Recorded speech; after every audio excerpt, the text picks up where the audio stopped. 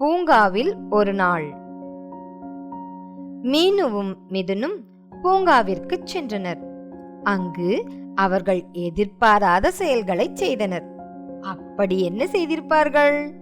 நீங்க சொல்லுங்க பார்க்கலாம். எல்லோரும் கூறும் விடைகள் பாடத்திற்குள் உள்ளதா? படித்து பார்க்கலாமா? வாங்க இப்போ படித்து பார்க்கலாம். முதல்ல நான் படிக்கிறேன், என்னை தொடர்ந்து நீங்களும் படிக்கணும். மீனு, இது வானம் நிறுத்தும் இடமா? மீனு, இது வானம் நிறுத்தும் இடமா? என்ன, வானத்தை நிறுத்த முடியுமா? என்ன, வானத்தை நிறுத்த முடியுமா? வாகனங்கள் நிற்கின்றன.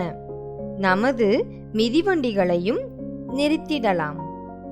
வாகனங்கள் நிற்கின்றன. நமது மிதிவண்டிகளையும் நிறுத்திடலாம். 8, 9, 10. 8, 9, 10. 10 முறை குதித்து விட்டோம். 10 முறை குதித்து விட்டோம். ஆனால் ஏன் குதிக்க வேண்டும்? ஆனால் ஏன் குதிக்க வேண்டும்? இந்த சிறிய வரிக்குள் நிற்க வேண்டுமாம். இந்த சிறிய வரிக்குள் நிற்க வேண்டுமாம். வா மிதுன், நின்று பார்க்கலாம். வா மிதுன், நின்று பார்க்கலாம். வரிக்குள் நிற்பதால் என்ன பயன்? வரிக்குள் நிற்பதால் என்ன பயன்? தரையில் நடக்கக்கூடாதா? தரையில் நடக்க கூடாதா? இப்படி நடப்பது கடினமாக இருக்கிறதே. இப்படி நடப்பது கடினமாக இருக்கிறதே. ஏன் இப்படி நடக்க வேண்டும்?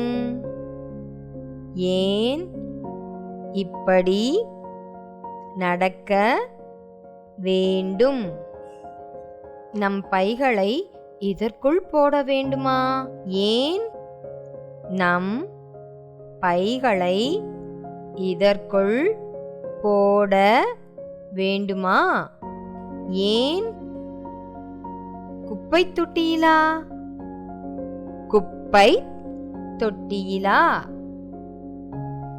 ஏதாவது போட்டி நடக்கிறதோ?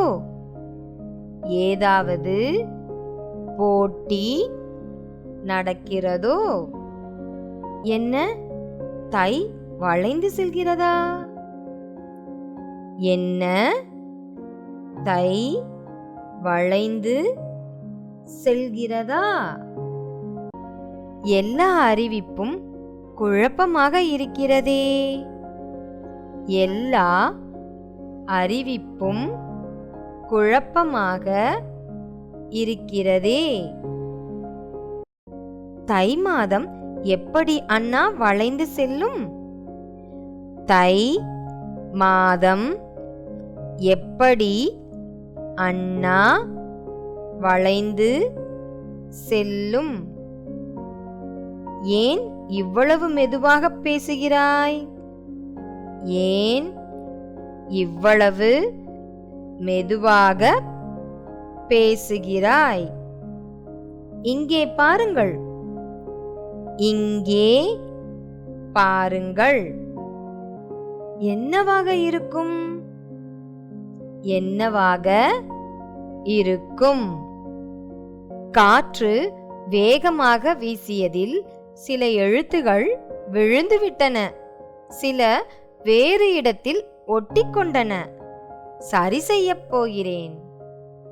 காற்று வேகமாக வீசியதில் சில எழுத்துகள் விழுந்துவிட்டன.